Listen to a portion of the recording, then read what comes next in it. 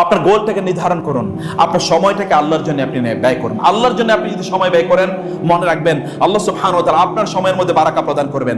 আপনার বয়সের মধ্যে 20-30 হয়ে গিয়েছে, আপনি কি করেছেন? আপনি আপনাদের পূর্বপুরুষদের দিকে তাকান তো, 20-30 বছর তারা কি করেছে? 20-30 বছর তারা এই গোটা পৃথিবীতে তারা চষে বেরিয়েছে।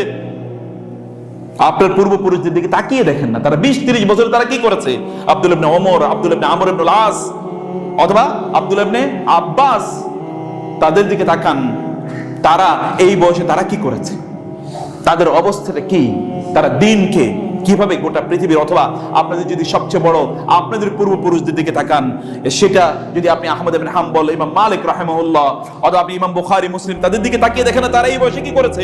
ইমাম নববীর দিকে তাকান, ইবনে হাজার আসকারী কত বছর বেঁচে ছিল তারা, ইমাম শাফি কত বছর বেঁচে ছিল, কত বছর তিনি যা লিখেছেন এগুলো তো আপনি পড়েও শেষ করতে পারবেন না। তারা তাহলে পড়াশোনা তারা কবে করেছে, সংসার তারা কবে চালিয়েছে, এবং অন্যান্য কাজগুলো তারা কিভাবে করেছে। আপনি আল্লাহ সুবহানাহু ওয়া তাআলা আপনার তো সময় কোন দিকে আপনি কাটাচ্ছেন, আপনার সময় আপনি কোন দিকে কাটাচ্ছেন, সময়টাকে নিয়ে আপনি যুবকদের সবচেয়ে ঘৃণিত যে অভ্যাসটি, অথবা তাদের জন্য সবচেয়ে ডিস্ট্রাকটিভ যে জিনিসটি, তাহলে যে তাদের সময়ের কোনো মূল্য নাই তাদের কাছে।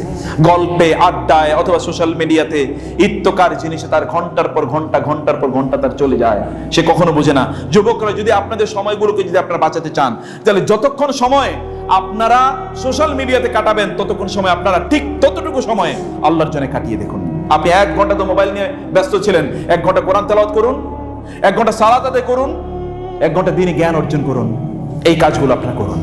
যুবকদের প্রবলেমগুলোর মধ্যে আরেকটি প্রবলেম হলো যে যুবকরা আজকে একটা জ্ঞানহীন জাতি, বিশেষ করে ইসলামিক জ্ঞান তাদের নাই। আপনি দেখবেন কেবলমাত্র দুনিয়ার জ্ঞান নিয়ে তারা প্রচন্ড ব্যস্ত, দুনিয়ার জ্ঞানে তারা প্রচন্ড জ্ঞানী। ইয়ালামুনা যাহিরাম মিনাল হায়াতিদ দুনিয়া ওয়া মা আনিল আখিরাতি হুম গাফিলুন। আলিম বিদ-দুনিয়া জাহিলুম বিল আখিরা। তারা যে দুনিয়ার পণ্ডিত, কিন্তু আখিরাতের ব্যাপারে তাদের কোনো ধারণাই নেই, আখিরাত সম্পর্কে তারা জানেই না, দ্বীনের ব্যাপারে তাদের জানা নাই। আপনারা শুধুমাত্র বেড়াইদের কয়েকজন যুবক নিয়ে বাংলাদেশকে চিন্তা করলে হবে না, বাংলাদেশে চিন্তা করতে হবে এর বাইরে এখানকার কয়েকজনের বাইরে, যে তাদের জ্ঞানের লেভেল, দ্বীন সম্পর্কে তাদের জ্ঞানের লেভেল কোথায়, কোন জায়গায় আছে। তারা এতটা খারাপ অবস্থায় আছে দ্বীন সম্পর্কে, দ্বীনের মৌলিক বিষয়গুলো তারা জানে না। এই বিষয়গুলো সম্পর্কে তাদের মৌলিক কোনো ধারণা নাই, এগুলো সম্পর্কে তাদের কোনো পড়াশোনা নাই। অতএব যুবকদেরকে দ্বীনের জ্ঞান অর্জন করা দরকার, মনে রাখা দরকার। মুসলিম যুবকরা যতদিন পর্যন্ত তারা আলোকিত মানুষে পরিণত হবে, তারা জ্ঞানীতে পরিণত হবে, যতদিন পর্যন্ত তারা হতে পারবে না, ততদিন এই সমাজকে আপনি উদ্ধার করতে পারবেন না। রাসূল সাল্লাল্লাহু আলাইহি ওয়াসাল্লাম বলেছেন, কিয়ামতের আলামতের মধ্যে একটি আলামত হলো ওয়াজহারাল জাহলু, যে জাহালাত চারিদিকে ছড়িয়ে পড়বে।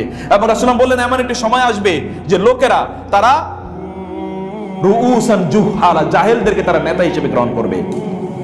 তারা তাদেরকে জিজ্ঞেস করবে এবং তারা এমন কিছু তাদেরকে বলবে যেগুলো না আছে কোরআন এবং না আছে সুন্নায়, এবং তারা নিজেরাও পথভ্রষ্ট, ফাদাল্লু ওয়া আদাল্লু, তারা নিজেরাও পথভ্রষ্ট হবে, অন্যদেরকেও তারা পথভ্রষ্ট করবে। Become enlightened and educated.